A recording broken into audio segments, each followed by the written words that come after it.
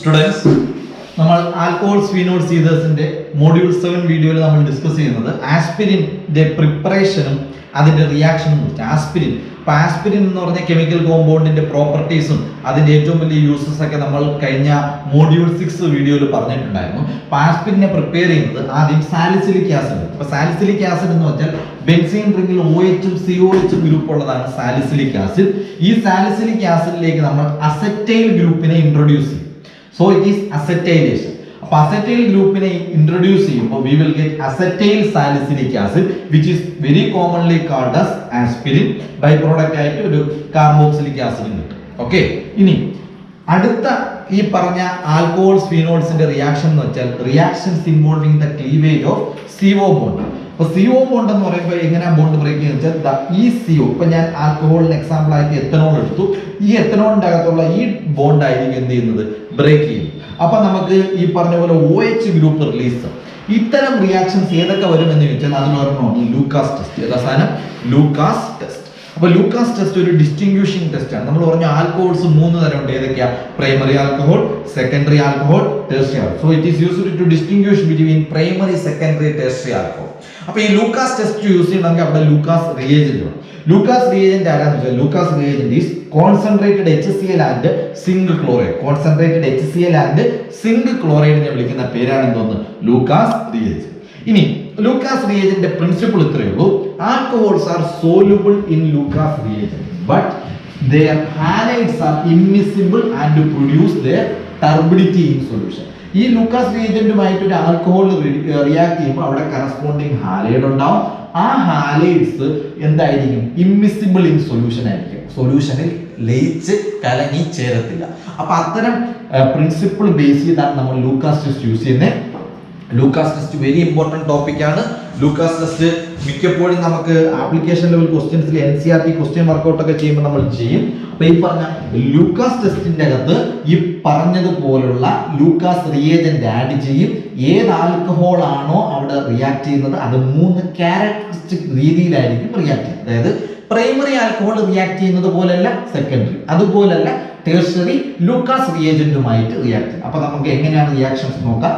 Reactions ഒന്നും എഴുതണമെന്ന് നിർബന്ധമില്ല. ഈ ഒരു പോയിന്റ് ഓഫ് വ്യൂ നിങ്ങളൊന്ന് ഓർത്ത് വെച്ചിരുന്നാൽ primary alcohols do not produce turbidity at room temperature.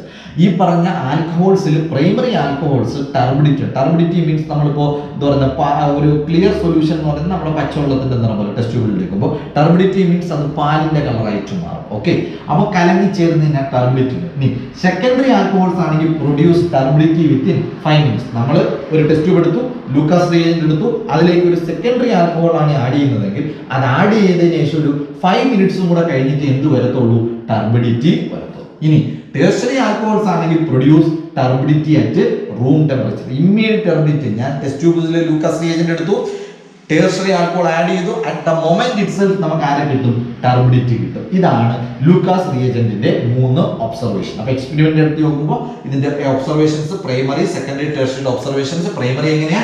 Do not produce turbidity at room temperature ആണ്. സെക്കൻഡറി ആൽക്കഹോൾസ് ആണെങ്കിൽ ടർബിഡിറ്റി പ്രൊഡ്യൂസ് ചെയ്യും, പക്ഷെ 5 minutes കഴിഞ്ഞിട്ട് ഉണ്ടാവും. ഇനി ടെർഷ്യറി ആൽക്കഹോൾസ് ആണെങ്കിൽ ഇമ്മീഡിയറ്റ് ടർബിഡിറ്റി ആണ്, അപ്പോൾ തന്നെ എന്തുണ്ടാവും? ടർബിഡിറ്റി ഉണ്ടാവും. ഇനി അടുത്താണ് ഡീഹൈഡ്രേഷൻ റിയാക്ഷൻ. എന്തോ സാധനം? Dehydration reaction. അപ്പൊ ഡീഹൈഡ്രേഷൻ റിയാക്ഷൻ എന്ന് പറഞ്ഞാൽ നിങ്ങൾക്കറിയാം, ഇവിടെയും ഈ പറഞ്ഞ CO ബോണ്ട് ആയിരിക്കും ബ്രേക്ക് ചെയ്യുന്നത്. ക്ലീവേജ് ഓഫ് CO ബോണ്ട് ആയിരിക്കും നടക്കുന്നത്. ഓരോ ടൈപ്പ് ആൽക്കഹോളും ഡീഹൈഡ്രേഷൻ നടത്തി കഴിഞ്ഞാൽ നമുക്ക് കറസ്പോണ്ടിങ് ആൽക്കീനാണ് കിട്ടുന്നത്. ഡീഹൈഡ്രേഷൻ എന്ന് വെച്ചാൽ റിമൂവൽ ഓഫ് വാട്ടർ എന്നാണ് മീൻ. അപ്പോൾ പ്രൈമറി ആൽക്കഹോളിന് എക്സാമ്പിൾ CH3CH ഇതൊരു പ്രൈമറി ആൽക്കഹോൾ ആണ്. അതിനെ ഡീഹൈഡ്രേറ്റ് ചെയ്യാൻ വെറും H2SO4 മതി അറ്റ് 443 Kelvin. ഈ ഒരു കാറ്റലിസ്റ്റിനാണ് ഇവിടെ പ്രത്യേകത. കാര്യം ഏത് ആൽക്കഹോളിനെ എടുത്ത് ഡീഹൈഡ്രേറ്റ് ചെയ്താലും കറസ്പോണ്ടിങ് ആൽക്കീനെ കിട്ടും. പക്ഷേ അവിടെ ആഡ് ചെയ്യുന്ന കാറ്റലിസ്റ്റിന് വ്യത്യാസമുണ്ട്. ഫസ്റ്റ് പ്രൈമറി ആൽക്കഹോളിനാണെങ്കിൽ കാറ്റലിസ്റ്റ് H2SO4 443 Kelvinമാണ്. ഈ റിയാക്ഷനിൽ ടെമ്പറേച്ചർ നിങ്ങൾ പഠിച്ചേ പറ്റത്തുള്ളൂ. അത് സിഗ്നിഫിക്കന്റ് ആണ്, അത് പഠിച്ച് തന്നെ വെച്ച്. നമുക്ക് കിട്ടുന്നത് ആൽക്കീനാണ്. ഇത് എത്തീനെ കിട്ടും, എത്തീൻ പ്ലസ് വാട്ടർ. ഇനി ഇതൊരു സെക്കൻഡറി ആൽക്കഹോൾ.